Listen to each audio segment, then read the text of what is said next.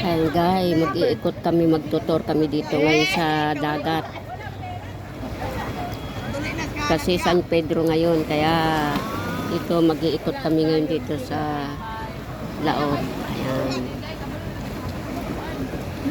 Nagkago na guys siya kain. Nagkago na nagkalilok si John Lloyd.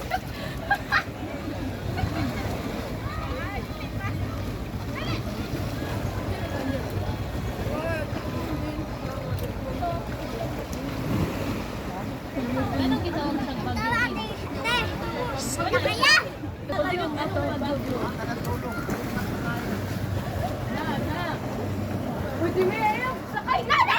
Char.